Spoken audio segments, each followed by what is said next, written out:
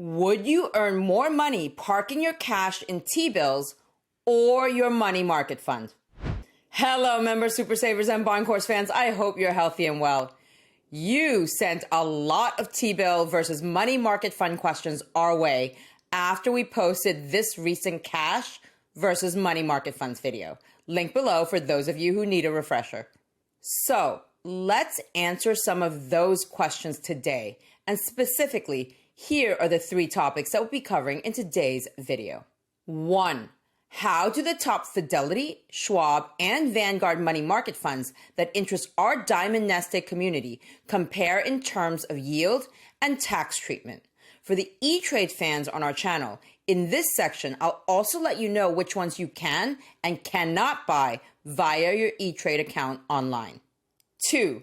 Why do we generally prefer to park our excess cash in T-bills versus money market funds? And 3, what other factors might you want to consider? As usual, here's our front of video disclaimer. For a detailed disclaimer, please refer to the end of this video. Let's dive in now, folks, and answer the question of T-bills versus money market funds. Which one might be better for you? Because the answer isn't as straightforward as it may seem.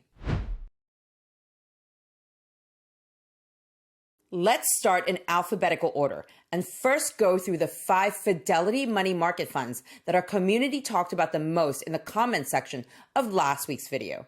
Then we'll cover the Schwab ones, and last but not least, the Vanguard ones. For Fidelity money market fund comparison, we have SPAXX, FZFXX, FDRXX, and FDLXX, as well as FZDXX, which does have a $100,000 minimum investment requirement. In this column, we show you whether the money market fund is a core money market fund. A yes here means that the fund is a core money market fund, and you can tell Fidelity to automatically sweep any excess cash that you have in your brokerage or retirement account into the fund. And when you make a purchase, Fidelity will also automatically pull cash from the fund first if needed. You do not have to place an explicit buy or sell order in such cases. Do note that while SPAXX is available as a core money market fund for practically all retail account types at Fidelity, FZFXX and FDRXX may only be available for certain types of retail accounts at Fidelity. And a no here means that the fund is not a core money market fund, and you cannot tell Fidelity to automatically sweep any excess cash that you have in your brokerage or retirement account into the fund. You have to place an actual buy order for the fund. In the event that you are ever short on cash when you place an order to buy a bond or stock, Fidelity would first pull the necessary funds from your core money market fund, so one of these here. Then it would pull the necessary funds from your non-core taxable money market funds. So one of these here, starting with the non-core taxable money market fund with the highest balance and ending with the non-core taxable money market fund with the lowest balance. Meaning that if you did decide to park your cash in FDLXX, you wouldn't necessarily have to sell your shares of FDLXX beforehand if you wanted to place an order to buy a bond or stock. Fidelity would do it for you automatically on an as-needed basis. And if you're still short on cash, once Fidelity has pulled everything out of your core money market funds and non-core taxable money market funds, then Fidelity would pull the necessary funds from your non-core tax-free money market funds. Again, starting with the non-core tax-free money market fund that has the highest balance and ending with a non-core tax-free money market fund that has the lowest balance. Now, let's move on to the next column, the 7-day yield at the time of this taping, which is more or less the same for all of these funds, except for FZDXX, which has this $100,000 minimum, but also a bit of a higher return. And in this last column is the percentage of eligible income from U.S. government obligations in 2023. As our Diamond NestEgg regulars already know, these money market funds invest a part of their portfolio in U.S. government securities, the interest on which is exempt from state and local income tax. This column basically shows the percentage of the dividends earned from the respective funds here that may be exempt from your state or local income or investment tax as a result of the U.S. government securities that they hold. So, if we look at SPAXX here, if you had earned $100 in total ordinary dividends from SPAXX in 2023, 41.18% or $41.18 of the total ordinary dividends earned may be state and local tax exempt. Now, you may notice this asterisk here. It's to note that the numbers here do not apply to California, Connecticut, and New York taxpayers who own SPAXX, FZFXX, FDRXX, and FZDXX. California, Connecticut, and New York exempt dividend income only when a fund has met a certain minimum investment in U.S. government securities, generally 50%. And all four of these money market funds did not meet the minimum investment in U.S. government securities required to exempt the distribution from state and local taxes in California, Connecticut, and New York. Which means that if that's you, you'll have to pay full state and local taxes even on the portion of your money market dividends that reflect income derived from U.S. Treasuries. Aren't we special? So basically, if you live in California, Connecticut, or New York, this column is irrelevant for you, unless you own FDLXX, in which case 90% of the total ordinary dividends earned in 2023 may have been state and local tax exempt. It's also important to note that these are the numbers for the 2023 tax year. The 2024 numbers will not come out until the beginning of 2025, and they may look similar or different from these 2023 numbers here.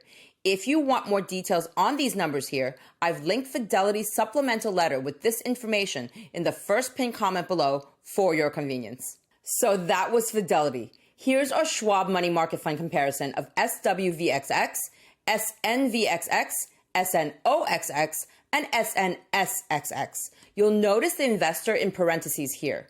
Schwab's money market funds have two share classes. All of these here are investor shares with a $0 minimum initial investment. And these are the Ultra shares with a $1 million initial investment. The Ultra shares have a 7-day yield that is typically 15 basis points more than their investor share equivalent. Also, do take note of the no's in this core fund column. The reason for all these no's here is that Schwab has eliminated sweep money market funds as a cash feature for most new and existing accounts. I believe this happened in 2018, and what it means is that you do have to always place an actual buy or sell order for each of these money market funds here. Automatic sweep is not available.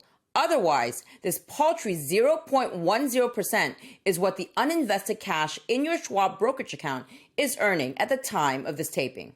And as with our Fidelity comparison, if you live in California, Connecticut, or New York, this column here with the percentage of eligible income from U.S. government obligations in 2023 is irrelevant for you unless you own SNSXX or SUTXX, in which case nearly 100% of the total ordinary dividends earned in 2023 may have been state and local tax exempt. Again, the numbers for 2024 will be out in early 2025. So that was Schwab. Now, let's move on to our Vanguard money market fund comparison of VMFXX, VMRXX, and VUSXX. VMFXX is Vanguard's core settlement fund, where any excess cash that you have in your brokerage or retirement account is automatically swept into. Vanguard will also automatically pull cash from the fund if needed. You do not have to place an explicit sell order in such cases. For VMRXX and VUSXX, though, you would have to place an actual buy or sell order, and there is a $3,000 minimum for the initial investment for both of these money market funds. The 7-day yield for each of these funds is relatively similar, as you can see here.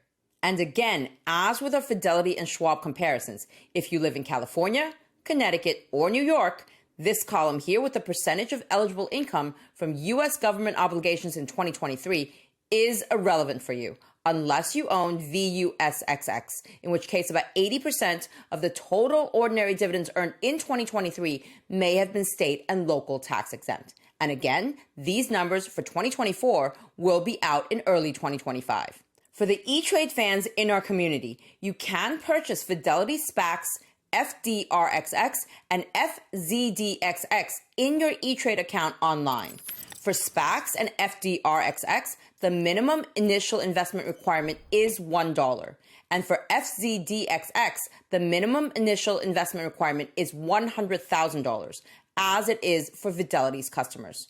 All of these Vanguard money market funds are also available for purchase via your E-Trade account online, with a minimum initial investment requirement of $3,000 for each fund. FZFXX and FDLXX and all of these Schwab money market funds, however, are not available for purchase via your E-Trade account online. So if we look at our comparison of these funds, what we can see here is that while the 7-day yield is important, it's not the only factor to consider. The state you live in may also significantly impact your money market fund choice. If you live in California, Connecticut, or New York, for example, and you're parking your cash in a normal taxable brokerage account, you may well want to consider FDLXX, because even though the yield is similar to these other three money market funds, about 90% of the total ordinary dividends earned in 2023 may have been state and local tax exempt versus 0% for these others. Or SNSXX or SUTXX if you're a Schwab customer, because nearly 100% of the total ordinary dividends earned in 2023 may have been state and local tax exempt. Or VUSXX if you're a Vanguard customer, because about 80% of the total ordinary dividends earned in 2023 may have been state and local tax exempt. With that in mind, let's move on now to the next section of today's video. As many of our Diamond NestEgg regulars already know, our T-bill ladders are made up of 4, 8, and 13-week T-bills, which still consistently yield investment rates between 4.5 and 4.6%. So on a pure return basis, we're already doing a bit better than most of these money market funds here.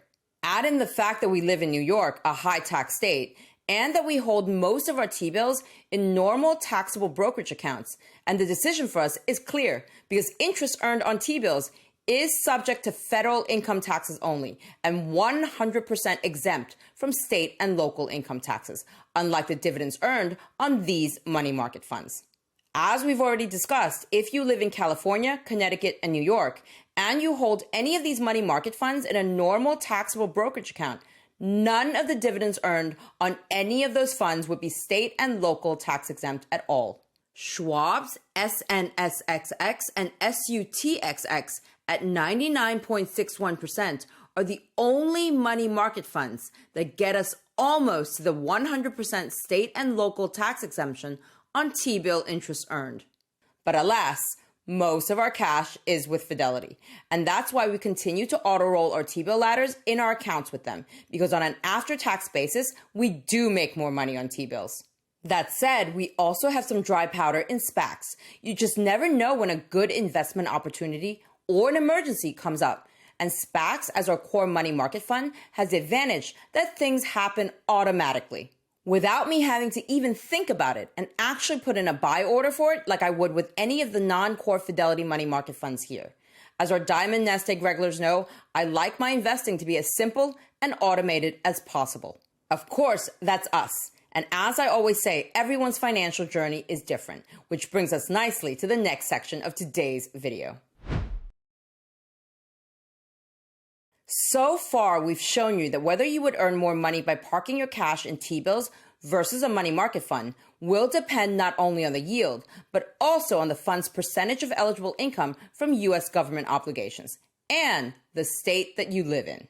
For example, I know that some folks in our community live in no or low tax states, so they don't really care that T-bills are exempt from state and local income taxes. In fact, this last column here may not matter much at all to them. Another consideration is the type of account you're holding your money market funds and T-bills in. I've focused mostly on normal taxable brokerage accounts so far, but if your focus is on retirement accounts, then how money market funds and T-bills are taxed is also much less important, because the earnings from both types of securities, from all types of securities held in your retirement account for that matter, will be taxed in the same manner upon distribution, based on the tax rules that apply to those types of retirement accounts. Please do consult with a tax advisor of your trust if you want to go deeper into the tax highlights that we've covered in this video. And last but not least, also consider how much liquidity you need and how comfortable you are with buying treasuries on your own. It may be that you simply prefer the liquidity of money market funds, or perhaps you're just uncomfortable with buying and or laddering T-bills. So, what's it for you? T-bills, money market funds, or a combination of both? Drop a comment below and let everyone know. And as always, if you do want to get comfortable with buying and laddering T-bills, notes, and bonds while rates are still quite attractive, then check out this video here on our 2024 bond courses. Or come join our live sessions in December. Our next Bond Masters Live will be on Sunday, December 8th at 5 p.m. Eastern Time, 2 p.m. Pacific Time. And our next YouTube Member Live will be on Thursday, December 19th at 5 p.m. Eastern Time, 2 p.m. Pacific Time. We'll be diving deeper into all things fixed income. I've also linked all the details on our bond courses and YouTube Super Saver membership below this video for your convenience. All right, members, Super Savers, and bond course fans, I hope you enjoyed this video and learned something new. And see you again very soon with more brand new wealth building content for your financial journey.